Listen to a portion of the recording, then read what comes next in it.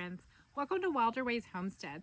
My name is Andy, and I just want to invite you to come hang out with me while I do some projects around the garden this week. I really need to get the garden put to bed, but first, I've got to harvest these sweet potatoes. This year, during the 2025 garden, we changed things up a bit. We built several new raised beds and said goodbye to our big in-ground market garden. It felt like a big shift, but honestly, it has made things so much more manageable, therefore making them much more enjoyable.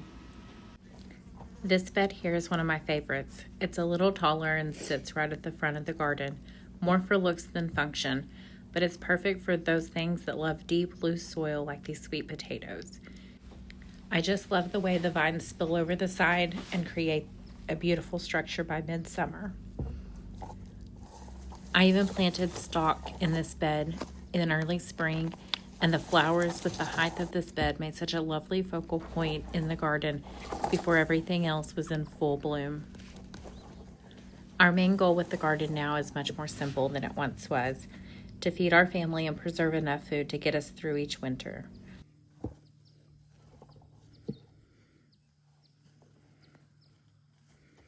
So last year was our first year growing sweet potatoes, and I planted them in this bed, and they did really well. About end of August, beginning of September, the neighbors' cows came in though, and they ate all the vines, and so they kind of had to be pulled out a little bit early. And this year these were able to grow. I actually buy my sweet potato slips from the Amish community, and I was talking to him this year, and he said that somebody had told him that the best harvest they ever had was when they planted them close to July 4th. So I actually waited this year to plant them a little bit later. I had some other things going in this bed, some beautiful flowers, and I got to enjoy them in the spring. And so it was kind of nice to just enjoy the flowers and then make this bed a little bit more useful. I did make some mistakes though. I planted a couple watermelon on the other side of this bed to kind of flow over the side, and that is not what they did at all. They actually took over the entire bed. So I'm interested to see what we'll get this year.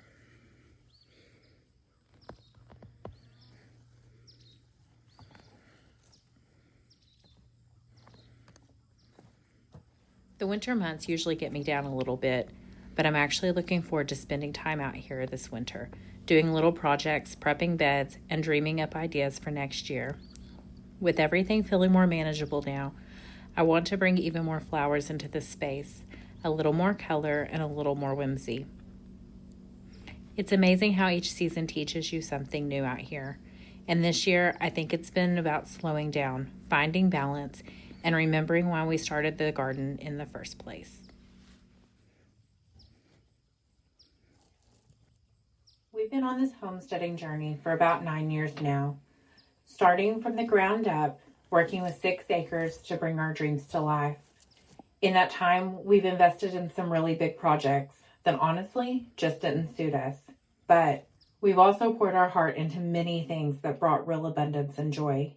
And we've learned a lot along the way. A lot of life has happened in the cracks of those moments. Through it all, my husband and I have both worked full-time while trying to bring our dreams to life. But over the past couple of years, we found a lot of peace in slowing down, managing a smaller garden, keeping fewer animals, and being much more intentional with how we spend our time.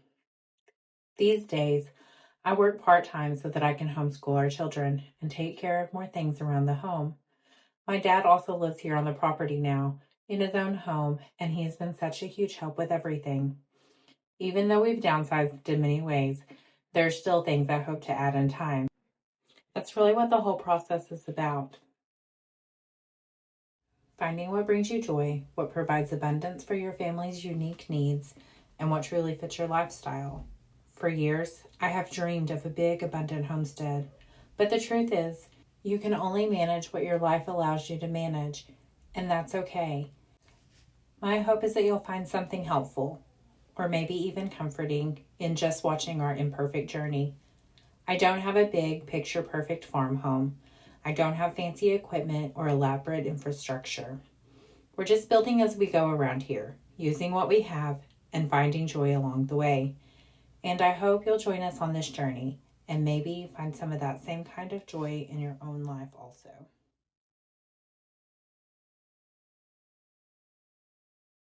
So I didn't get quite as many as I thought that I would get. And I may still find a few more when I clean out this bed, but I'm excited about this. My husband, he doesn't eat sweet potatoes, so this will just be me and the kids. I have 2 children eating sweet potatoes this year, and this will definitely help. So we're excited to have these, and like I said, there may be a few more. We just eat these fresh. I don't preserve them in any way. I will kind of lay them out here to dry over the next couple days and cure. We've been having a lot of rain, but it says that it's supposed to slow down for a couple days. So hopefully that is true, and they can just kind of hang out here and cure, and then I'll put them in a cardboard box in the house, and we will most definitely enjoy them.